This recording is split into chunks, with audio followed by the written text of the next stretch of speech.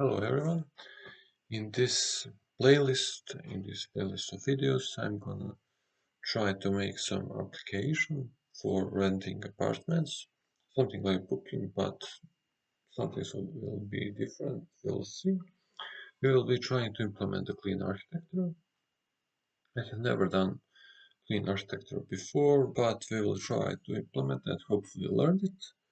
Hopefully, you will be able to learn it too. So we'll be starting to do it together.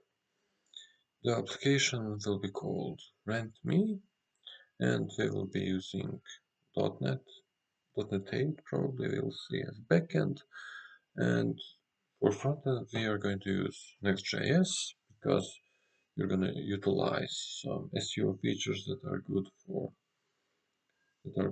with nextjs and some other things. We'll also try to use some services for storing the images, like maybe S3 bucket or cloud general or something. We will see. We'll also be making some database with MSSQL and some more and more things. We'll try to use as many things as possible and make this application production ready.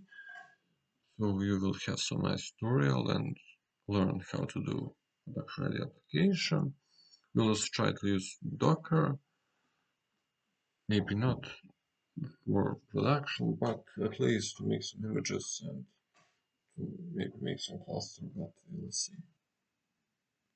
So now we're gonna say a few things about clean architecture and try to understand it. So we are, beside clean architecture, we're gonna also implement the domain-driven design. The domain-driven design, that is like the domain in the center, and domain is like our entities, our DTOs, and things like that, and that will be our core logic, our entities, the table, and later around that will be our services, our application layer, our infrastructure, our database connection, and other things. So in the clean architecture, we have domain in the center, and we have around it we have the application layer. So beside this application layer, we are gonna have also the presentation layer and the infrastructure layer.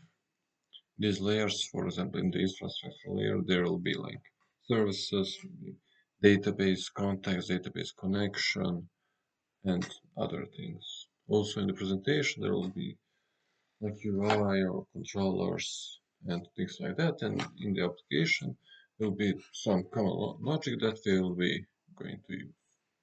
We are also going to use the dependency injection.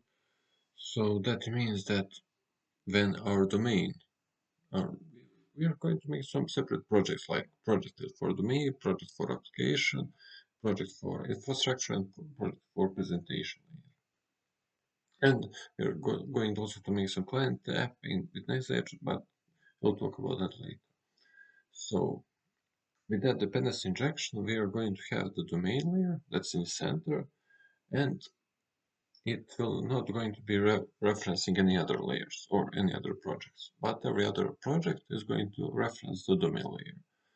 And they are going to use that domain layer to build everything else.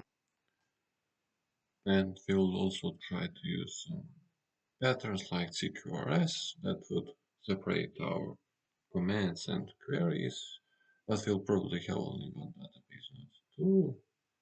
And maybe mediator, we will see. For the front side of the application, we are going to use Next.js.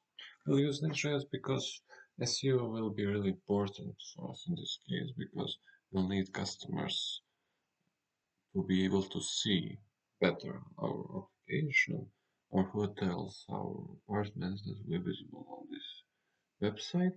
That's what we call Rent Me, and maybe some images on this website. Will probably have some services displayed and things like that.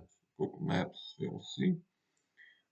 Everything is free. We'll be trying to use as much services as possible and make this try to learn much more from this.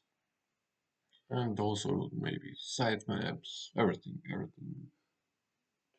will be used with as you will try to implement in this application. So that will be probably it for this short video. In this video I explained everything we're going to do.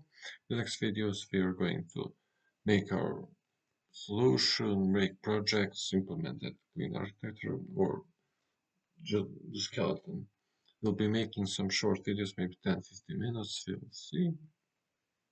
And we'll also try to use GitHub to maybe also make some more branches so you can see how it's going to make some pull requests or how that's going to function. That will be it for this video. So see you guys next video where we are going to show you some more things and hopefully you and I will learn some new things.